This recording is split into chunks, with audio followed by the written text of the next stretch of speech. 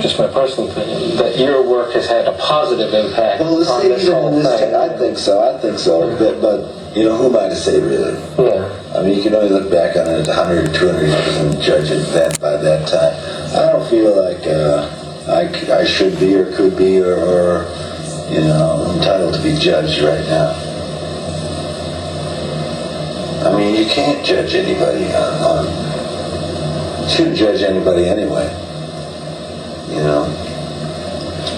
You don't think that's You may not judge the person, Bob. You judge his work. Mm-hmm. Right? And I think in many respects your work has been judged. I think my work's going to hold up because I can if I wasn't around to sing it, I might not know. But the stuff I wrote 20 years ago, and I only can sing it better now. I don't know what's going to happen when I'm not around to sing it anymore. You know, that might be. There was one other thing. I hope somebody else comes along, you know, who could pick up on what I'm doing and learn exactly what it is that makes it what makes what I'm doing quite different. I keep looking for that somebody that's going to pick up on that, either not necessarily to cover me, but to take it a step further. I've already taken it as far as I can take it, you know, and maybe I won't see that person. I don't know. Somebody sometime will come along and take it another step further. No one who I've seen has taken what I've done any step further. And I don't say that in a bragging sort of way. It just hasn't gone any further, you know. It's all working within certain realms of stuff which I know I unlocked doors that weren't there, were locked before. As for me, a lot of people unlocked doors for me, you know, but they were usually on their way out when I was coming in, you know. So, but I still could recognize that they did open the door, and the doors I've opened for people, they've just gone in and kind of picked up on the certain aspects of certain little things, you know, like maybe phrasing here, maybe content there, you know, maybe style here or attitude there. But no one has, I haven't seen anybody come along and take it someplace else. You haven't been knocked over and said, holy shit, what is this guy doing? Yeah, I have been, only once, and that's this guy Bono from U2. He's the only one I've seen. He's the only one. But that's in and I've seen some people, I've sung, like, one thing which I've had a lot of singers in my groups since '78, and any one of the singers I've had in my group can blow away any singer that's a popular star. I've had singers in my group singing third-part harmonies that could blow away whoever's on stage, you know, and that's always irritated me. I've had people doubling my voice on records that just sing the harmony that are better than 99% of the people that are making hit records right now.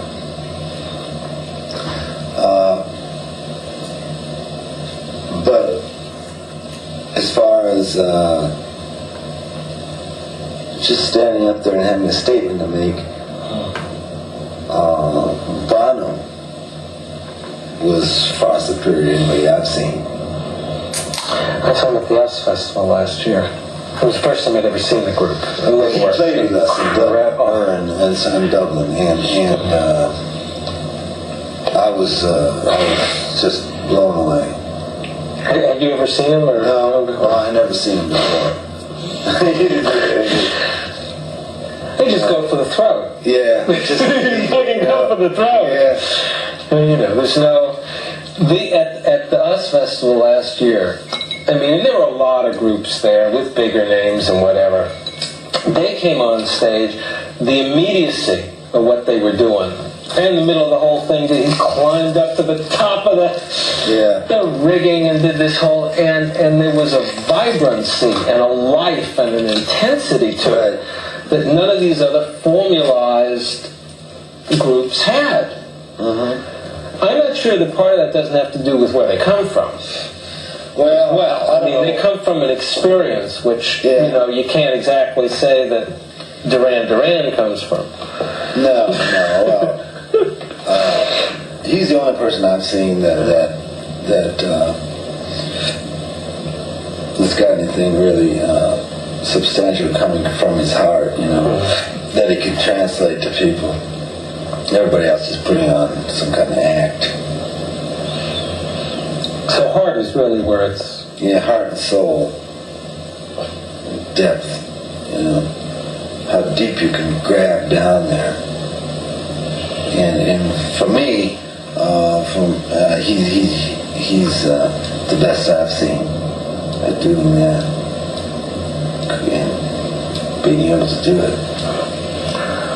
That grabbing down in the heart really is the essence of he was like 5 feet away from me, and I couldn't believe it. He came on, and they would say, well, he's coming on because he knows a bunch of your songs or something, and we were going to sing something. He sang something, I don't know what it was, but I just had to stand there in awe. He was quite amazing, actually. Heart is really what you do. Yeah, heart and soul, but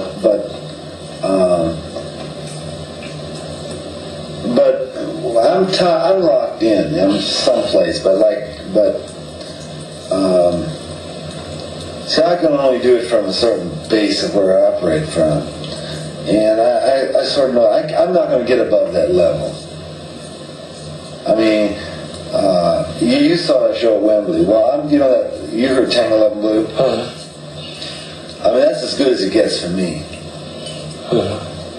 It's just phrasing, dynamics, power, and content, and intricacy, and rhythm, and blending it all into one and just punching it through.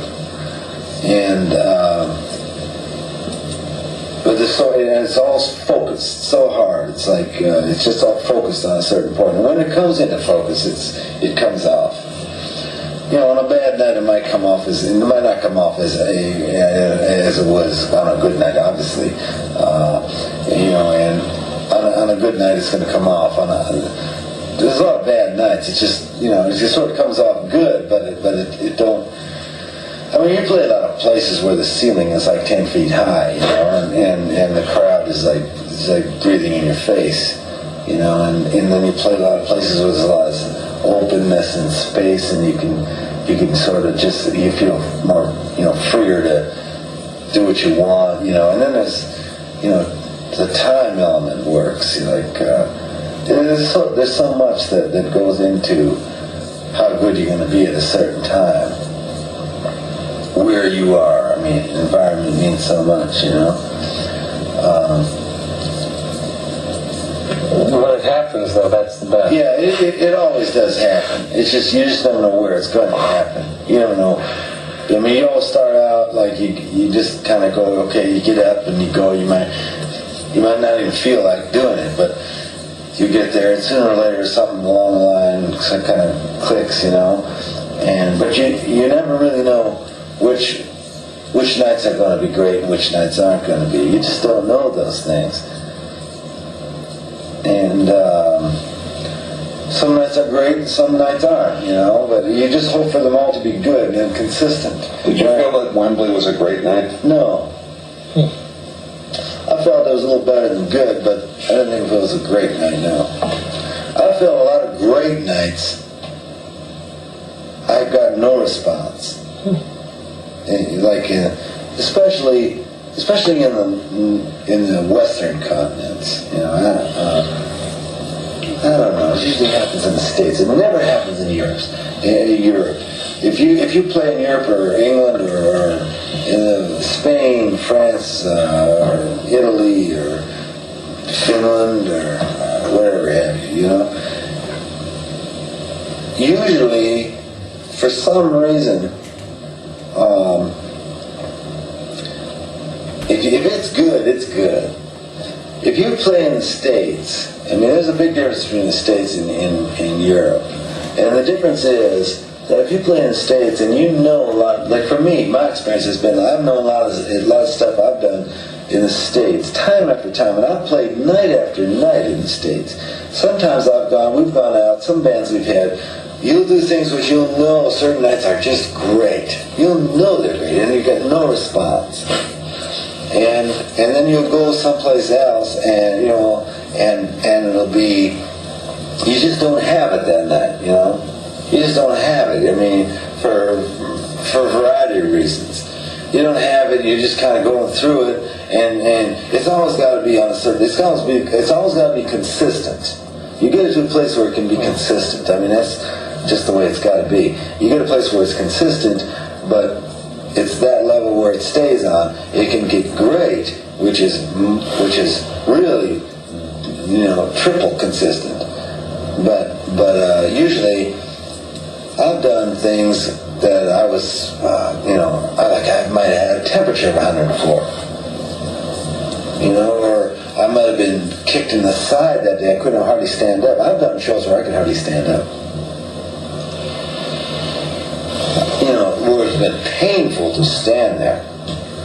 And that's kind of humiliating in a way, because you know that there's no way you can be as good as you want to be. You just know it. There's no way you can, not only you want to be, but you could be. You know that you're not going to be, before it even starts, you're not going to be as good as, not only you want to be, you can be, And I remember one time I ever wanted to replay a show. That was in Montreal. We played a show in Montreal in 1970. I had a temperature of 104, couldn't even stand up. And the promoter says, you got to play the show. And we played the show, and I didn't have nothing. Nothing. And there was a response. You'd think the Pope was there. And I played other shows where I had everything happening. I mean, I just rewrote the book. Nothing. No response.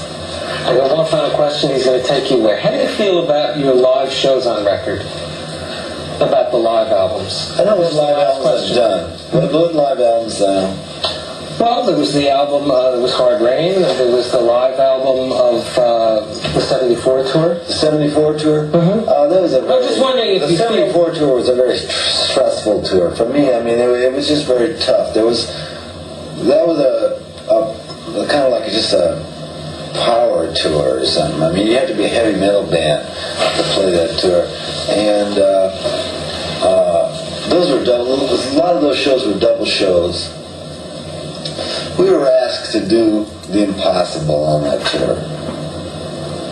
And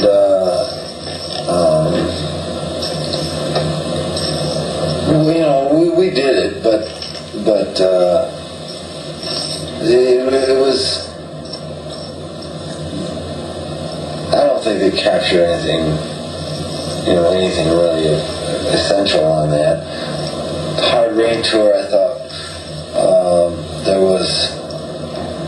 thought the Lady Lay thing was great, and Shelter from the Storm thing was great. I thought that was pretty good, actually, that Hard Rain live album. The Budokan album I didn't think was anything, only because they recorded it the first night we arrived in Japan. We didn't have a chance to rehearse, and that's what I think about all the live albums I've made. So what you're saying is really the best of the best of what you've done in that sense is in the air at the moment. I mean, it's not on. We've got some tapes off the Shot of Love tour, which I thought was they're good, but they're not released. Mm-hmm. Is there a lot of recorded material that's not released of yours? Not a lot, really. I mean, just the bootleggers. Every time we play a show, there's somebody there with, their cameras and tape recorders. And every show that we've done is on a bootleg record. That bother you? No, not really. But you can hear every show we've done on some bootleg record because there's always people there recording them, you know. We should let by. Yeah. We held them captive. If you don't say that, I will say thank you so much.